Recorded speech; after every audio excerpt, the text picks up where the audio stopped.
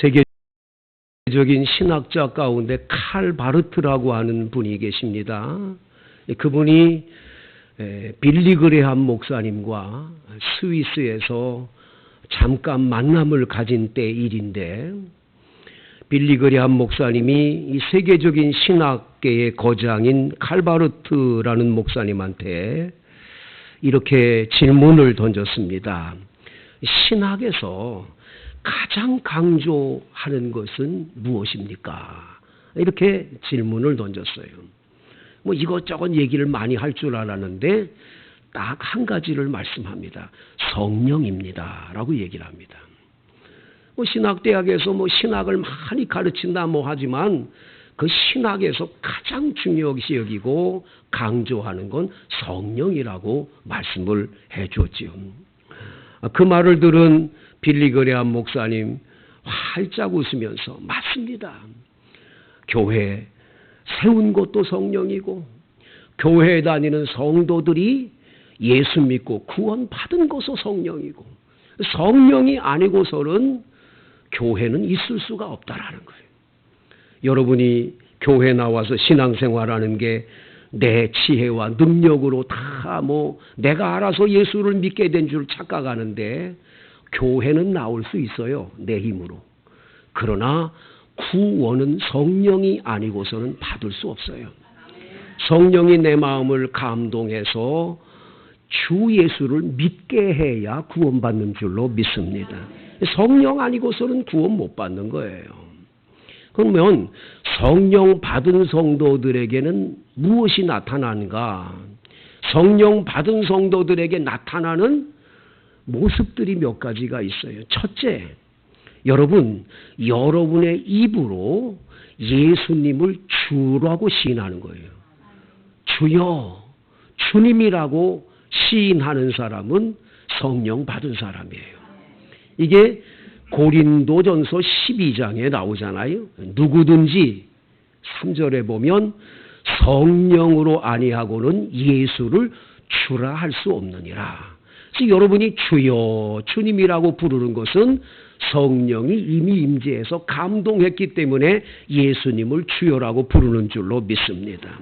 두 번째는 로마서 8장에 보면 성령으로 아니하고는 이 양자의 영인 바로 우리들에게 성령이 임재해서 우리들로 하여금 입술로 하나님을 아버지라고 부르는 거예요. 아버지. 하나님을 아버지라고 부른다는 건 성령 받았다는 증거라는 거예요. 아무나 아버지라고 부르는 게 아니에요. 성령 받은 사람만 하나님을 아버지 하나님으로 고백하는 줄로 믿습니다. 자, 그러면 여러분 성령 받으셨나요?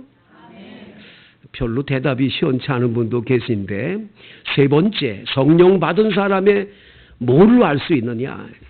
여러분의 얼굴을 통해서 알 수 있어요. 안색입니다. 안색. 오늘 본문 다 같이 한번 창세기 4장 6절을 봅니다. 6절 시작. 여호와께서 가인에게 이르시되 내가 분하여 함은 어찌 됨이며 안색이 변함은 어찌 됨이냐.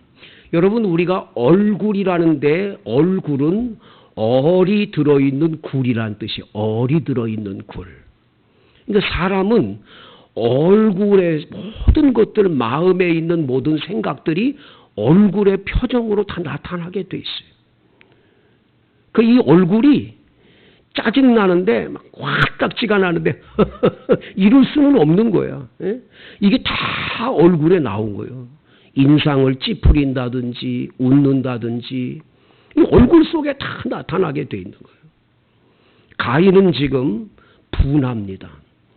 내 예배를 안 받으셨어. 하나님이 분해요. 분해가지고 분통이 터진 그 얼굴이니까 그 안색이 어떻게 됐어요?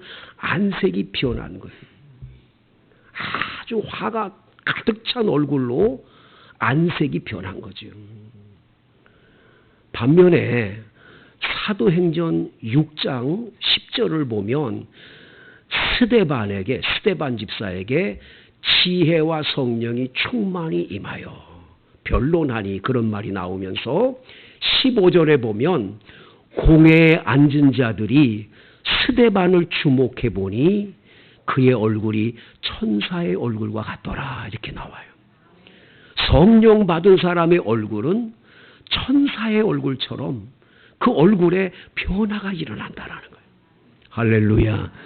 저는 어제 성령 치유 수양회를 우리 성도들하고 다녀왔는데 처음에 성령 치유 수양에 도착했을 때 어디서 피를 맞았는지 전부 인상 써가지고 막 아주 그냥 다들 얼굴에 그냥 우거지 상들이 돼가지고 오셨어요. 그런데 그 뭐 집회 끝나고 막 은혜 받고 성령 받고 난 다음에 집으로 돌아오는데 제가 그 문 앞에서 우리 성도들 배웅하면서 아이고 안녕히들 가시라고 인사를 하는데 얼굴들이 얼마나 환하고 이쁜지 어디 또 동동구름을 발랐는지 뭐 어디서 뭘 발랐는지 하여튼 아주 성령 충만해서 얼굴들이 환해가지고 집으로 돌아가는데 제가 얼마나 감동을 받았는지 몰라. 얼마나 은혜 받았는지 몰라. 여러분 성령 충만한 얼굴은 달라요.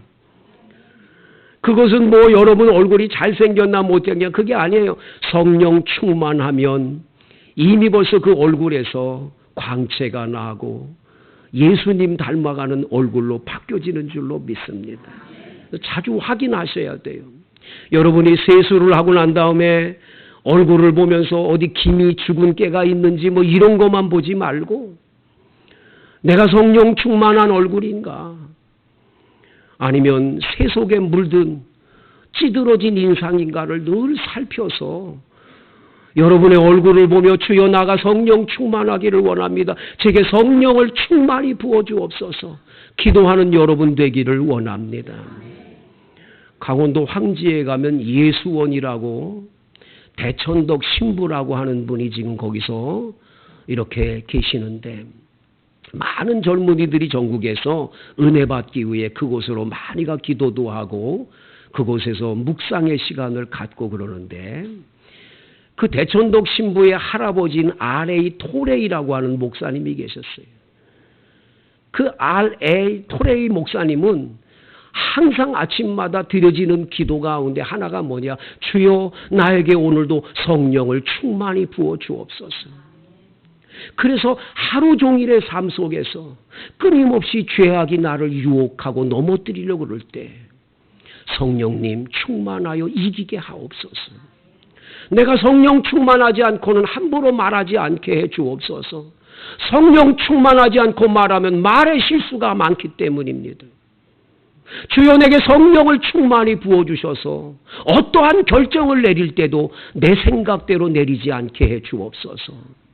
내 생각대로 결정하면 반드시 시험에 들 일들이 생기기 때문입니다. 성도 여러분, 여러분이 성령 충만을 구하시게 되기를 축복합니다. 그 다음 여러분 7절에 보면 하나님이 가인에게 말씀을 합니다. 함께 읽어볼까요? 네가 선을 행하면 어찌 낯을 들지 못하겠느냐. 선을 행하지 아니하면 죄가 문에 엎드려 있느니라. 죄가 너를 원하나 너는 죄를 다스릴지니라. 여러분 마치 죄가 문 밖에서 웅크리고 있다가 맹수가 웅크리고 있다가 공격하듯이 지금 죄가 문 앞에 엎드려 있어요. 문만 열면 문 밖으로 나가자면 죄가 확 사로잡아서 가인을 지금 사로잡으려고 그런다라는 거예요. 그러니까 가인 보고 너는 죄를 다스려야 된다. 선한 마음을 가져야 된다. 선을 행하지 않으면 이 죄가 웅크렸다 너를 붙잡는다라는 거예요.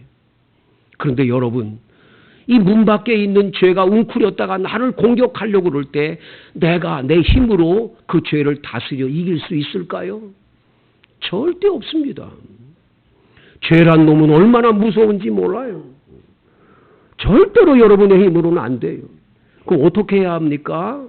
여러분, 죄를 이길 수 있는 힘은 성령의 충만함밖에 없어요.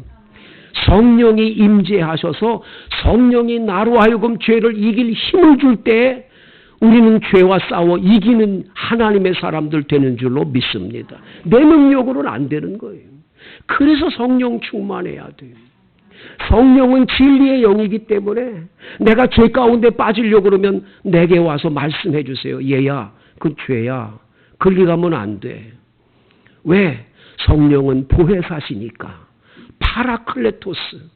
보혜사이셔서 우리 곁에서 우리를 도와주기 때문에 죄 가운데 빠지지 않도록 죄를 싸워 이길 힘을 주시고 죄에서 우리를 건져내 주실 뿐만 아니라 죄가 우리를 건드리지 못하도록 막아주시는 분이 성령이신 줄로 믿습니다. 그래서 성령 받으셔야 돼요. 성령 받지 않으면 웅크리고 있던 죄가 나를 확 잡으면 나는 그대로 넘어져서 죄를 지을 수밖에 없는 거죠. 가인은 문을 열고 나갔을 때 죄가 그를 사로잡게 됩니다. 8절을 보세요. 가인이 그 아우 아벨에게 말하고 그랬어요. 그 말하고에 그거 보면 사라고 써 있지요. 성경 말씀 밑에 보세요. 고대 역본들에 의하면 우리가 들로 나가자 이렇게 얘기했다는 거예요. 그냥 말한 게 아니라 아벨에게 야 우리 들로 나가자. 왜 들로 나가자 그랬을까요? 집안에는 엄마 아버지도 있고 뭐 동생들도 있고 보는 눈이 많잖아요. 보는 눈이 많으니까 사람들 안 보는 들로 가자는 거예요. 사람들 안 보는 데 가서 오늘 성경 8절을 보면 아우 아벨을 쳐 죽입니다. 안 보니까. 사람 안 보니까. 그 죽여놓고는 뭐 괜찮은 거예요. 뭐 내가 아무도 안 봤는데 뭐 누구도 본 적이 없는데 뭐. 그렇게 가인은 죄를 짓고 아무도 안 보니까 괜찮다고 생각을 하는 거예요. 여러분 로마서 8장에 보면 이 세상에는 두 종류의 사람이 있음을 말해줘요. 하나는 육에 속한 사람이라고 그래요. 육에 속한 사람은 하나님을 기쁘게 할 수 없습니다. 또 한 사람은 성령에 속해 있는 사람이에요.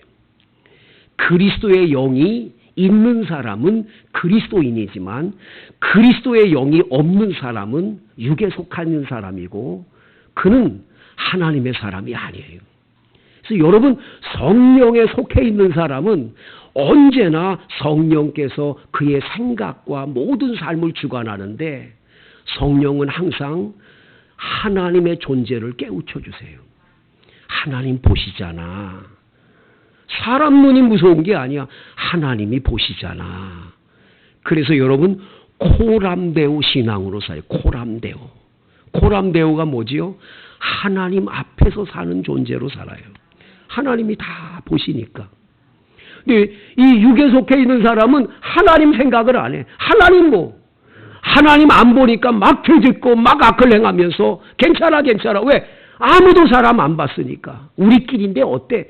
그러면서 죄짓는 것은 하나님을 의식지 않는 성령 충만하지 못한 사람의 행동이에요.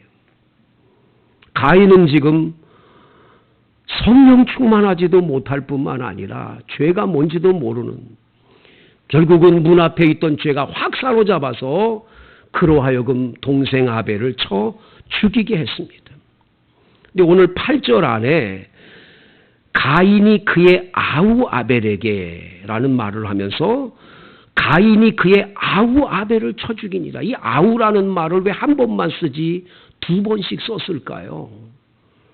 여러분 잊지 마세요. 성령 충만하지 않은 육에 속해 있는 사람은요. 형제라도 같은 엄마 뱃속에서 나온 핏줄이라도 서로 죽이고 싸울 수 있는 존재가 될 수 있음을 말해주는 거예요. 굉장히 무서운 거예요. 그래서 아우라는 말을 두 번씩 써요. 그 아우 아벨을. 하나님의 영인 성령이 임해야 가족들이 가족으로 보이고 할렐루야 모두가 하나가 되는 삶으로 사는 거예요.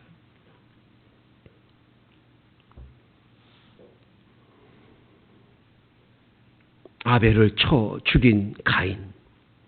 아무 양심의 가책도 없나 봐요. 9절을 보세요. 시작. 여호와께서 가인에게 이르시되 내 아벨이 어디 있느냐.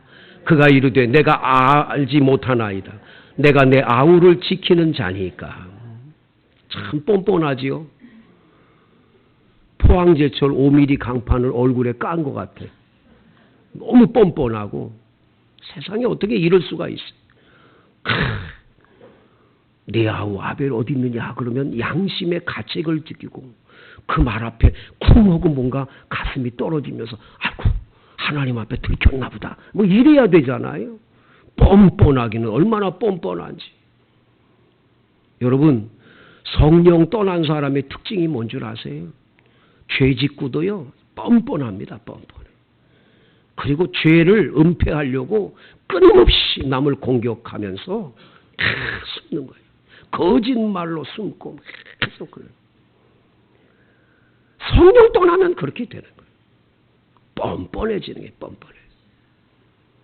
내 아우 아벨이 어디 있느냐 이 질문 앞에 하나님 잘못했습니다 이렇게 나와야 되는데 안 하는 거예요. 안 하는 거예요. 내가 알지 못하나이다. 내가 내 아우를 지키는 자입니까? 지금 얼마나 뻔뻔한 태도입니까? 이게 성령 떠난 사람은 이렇게 뻔뻔하게 죄 짓고도 뭐 괜찮은 거예요. 아무도 본 사람이 없는데 뭐 누가 봤어? 이렇게 되는 거예요. 하나님께서 말씀합니다. 10절 이르시되 네가 무엇을 하였느냐 네 아우의 핏소리가 땅에서부터 호소하느니라. 여러분 여기 호소라는 단어에 이 히브리어 단어를 보니까 현재형으로 돼 있어요. 현재형. 지금 막 소리를 지른 거예요. 지금 현재 내가 억울합니다. 억울하게 죽임을 당했습니다. 이 소리 억울하게 죽은 아벨의 핏소리가 지금 내 귀에 들린다는 거예요. 하나님이 다 듣고 계시는 거예요. 여러분 중에 억울한 일을 당한 분이 계세요? 걱정하지 마세요. 하나님이 다 여러분의 억울함을 듣고 계시고 알고 계세요. 믿습니까? 아벨은 의인인데 의인인 아벨이 죄인인 가인에게 쳐 죽임을 당해서 얼마나 억울하겠어요. 세상은요 악인들이 득세합니다. 뻔뻔하게 큰 소리 뻥뻥 쳐가면서 텔레비 보면 뉴스나 그런 거 보면 기가 막히죠. 보면 참 저렇게 뻔뻔할 수가 있나. 왜 그래요? 세상은 악인들이 득세해요. 근데 그런 사람들을 영웅이 돼가지고 전부 따라다니는 거예요. 왜? 넓은 길로 가는 사람들이. 예수님은 말씀해요. 넓은 길로 가는 사람은 많아. 그 길은 넓으니까. 근데 그 결국은 멸망으로 가는 길이요. 좁은 길로 가요. 의인의 길은 좁은 길이요. 선한 길로 가는 길은 좁은 길이요. 힘든 길이요. 이 길은 찾는 사람이 별로 없어. 그러나 이 길은 영생의 길이라고 말씀하시는 거예요.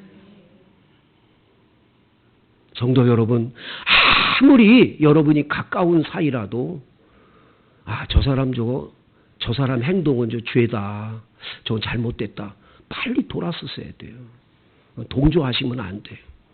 내가 그 사람하고 착한 친한 사이인데 내가 어떻게 그래? 나중에 결국은 멸망의 길로 가는 거예요. 12절 내가 밭을 갈아도 땅이 다시는 그 효력을 내게 주지 아니할 것이요 너는 땅에서 피하여 유리하는 자가 되리라. 11절 땅이 그 입을 벌려 내 손에서부터 아우의 피를 받았은즉 내가 땅에서 저주를 받으리니. 저주 받았어요. 저주. 이 저주 받아서 어디 가서 농사를 져도 안 돼. 그냥 이곳저곳으로 평생을 유리방황하다가 끝나는 거예요. 여러분 죄를 지으면 어디 가든지 두려운 거예요. 미국에 간다고 괜찮을 줄 알아요? 어디 딴 데 가서 살면 괜찮은 줄 알아서 여기서 죄 짓고 어디 이민 가서 혼자 살면 괜찮겠거니? 절대 그렇지 않은 거예요. 도스토옙스키가 쓴 죄와 벌이라고 하는 유명한 소설 있잖아요. 주인공 라스 꼴리니프라고 하는 유명한 대학생이 있는데 그 대학생이 생각을 해요. 이 세상에는 두 종류가 있다. 인간이. 한 사람은 아주 지적이고 뛰어나고 이런 사람들은 자꾸 살려야 되고 죽어도 싼 사람들이 있다는 거예요. 저급하고 하등동물 같은 그런 사람이 있다. 그런 사람들은 죽여도 괜찮다. 이 사람이 전당포의 노인을 도끼를 들고 가서 살해를 해요. 찍어서 죽어요. 그것도 나오다가 그 전당포 주인의 그 여동생이 오는데 여동생이 보니까 그 여동생도 쳐서 죽였어요. 아무도 본 사람이 없어. 이제 괜찮은 거예요. 그건 죽어 마땅한 것들 죽였으니까 난 괜찮은 거예요. 그런데 여러분, 그게 편안합니까? 그날부터 굉장히 불안한 거예요. 경찰이 와서 신문하고 막 이럴 때 불안한 거예요. 못 견디는 거예요. 죄를 짓고 나면 견딜 수가 없는 거예요. 불안하고 어떻게 할 수가 없는, 이게 방황이 되는 거죠. 방황하다가 소냐라고 하는 어느 한 몸을 파는 여자를 만나요. 이 몸을 팔아서 인생을 살아가는 불쌍한 여자예요. 근데 참 희한한 건 그 소설 속에 이 소냐에 대해서 뭐라고 얘기하면 항상 신약 성경을 읽고 기도하면서 믿음의 길을 걸어가는 정말 천사 같은 그런 여성이에요. 삶이 어쩔 수가 없어서 가족들도 아무렇고 고하니까 평생을 그렇게 몸 팔고 사는 불쌍한 여자지만 영혼은 한없이 행복한 거예요. 그 여자를 만났을 때 이 주인공은 큰 깨달음을 받게 되죠. 나는 죄 짓고 나는데 이게 벌을 받아서 유리방황하는데 저 여자는 죄인인데도 사람들이 손가락질하는 여성이지만 하나님 안에서 진짜 평안을 누리고 있구나. 결국은 자기 발로 경찰서에 가서 죄를 고백을 하고 시베리아로 유형을 떠나는, 그 주인공이 유형을 떠나는 장면의 이야기가 거기에 소설에 나오죠. 여러분, 죄를 짓고 난 다음엔 이건 뭐 방황하고 못 견디는 거죠. 그러면 오늘 성경에 너 벌이 이게 크게 받아서 저주받았다고 하는 하나님의 말씀을 들은 가인의 태도는 어떤가? 13절, 14절을 보세요. 가인이 여호와께 아뢰되 내 죄볼 지기가 너무 무거우니이다. 여러분, 이 성경의 이 말씀이 이제 번역된 성경이잖아요. 이 히브리어 성경에는 이 13절의 9절에 헨이라고 하는 히브리어 한 단어가 나와요. 헨. 그 헨이라는 단어는 뭐냐면 봐주세요, 보소서, 그런 뜻이 있어요. 봐주세요, 보소서, 그런 뜻이 들어있는데 여기에 죄 벌이냐 죄냐 이것 때문에 말이 많아요.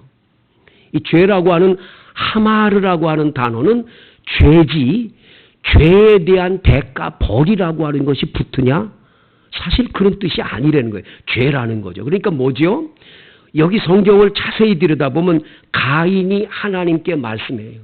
하나님, 봐주세요. 내가 지은 죄가 너무 무겁습니다. 나는 그렇게 무거운 죄, 큰 죄를 지었는 줄을 몰랐습니다 하는 뜻으로 봐주세요 주님, 내가 죄를 무겁게 지었습니다라는 고백을 하는 거예요. 고백을. 그래서 이 단어를 보면 완전히 앞과 달라지는 것이 보여요.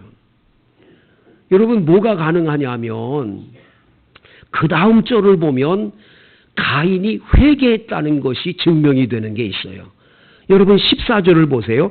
주께서 오늘 이 지면에서 나를 쫓아내시온즉, 쫓아냈어요. 내가 주의 낯을 배웁지 못하리니. 여러분, 만약에 자기 죄벌을 좀 용서해 주세요, 이 죄의 벌이 없게 해주세요, 그런 말을 한다면 내가 주님 앞에서 쫓아내기면 주님의 얼굴을 배울 수가 없습니다라는 말은 안 했을 거잖아요. 그러니까 회개를 했기 때문에 내 죄가 너무 중하고 내가 죄가 너무 크게 죄를 졌으니 나를 봐주세요.